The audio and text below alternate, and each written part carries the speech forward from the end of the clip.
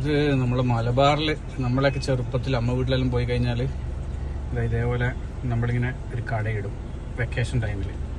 എന്നിട്ട് തേനുണ്ട, അല്ലെങ്കിൽ 1 രൂപേൻ്റെ മിഠായി, ഗ്യാസ് മിഠായി, പുളി, ഇതെല്ലാം ഇങ്ങനെ. ഇതിപ്പോഴും ഇവിടെ ഉണ്ട് കേട്ടോ. ഇത് പിള്ളേർക്ക് കിട്ടുന്നത് ഏറ്റവും വലിയൊരു എഡ്യൂക്കേഷനാണ് ഈ സമയത്ത്. കേട്ടോ, ഇപ്പം നമുക്ക് തേനുണ്ടാവൻ 1 രൂപയാണെന്ന് അവൻ പറഞ്ഞത്. അപ്പോൾ അവനത് പൈസ തരാനും കാര്യങ്ങൾ മനസ്സിലാക്കാനുള്ളൊരു ചാൻസാണ്. കുട്ടികളെല്ലാം ഇപ്പം മനസ്സിലാക്കേണ്ട ഒരു കാര്യമായിരുന്നു ഇന്നത്തെ കാലത്ത്. എങ്ങനെയുണ്ട് കച്ചവടം? എങ്ങനെയുണ്ട്? എത്ര ആണോ? 10 ആണോ? കുറക്കൂല? എന്തെങ്കിലും ഒന്നും കുറക്കൂല? ഒരു 8 രൂപ വന്നാൽ മതിയാവോ? പറ്റൂല? 10 തന്നെ വേണോ? ചേഞ്ച് ഉണ്ടോ? ചെറിയ ലാഭത്തിൽ ചെയ്യുന്നതായിരിക്കും അല്ലേ? ലാഭമുണ്ടോ? എത്ര കച്ചവടം ചെയ്യുന്നത് നോക്കിയോ? 100 രൂപയാ? മറ്റേ മുതലാളി ഉറക്കാ അതില്? നീ മുതലാളി? ഓൻ പണിക്കാരനാ? പണിക്കാരന് ഉറക്കോ നീ?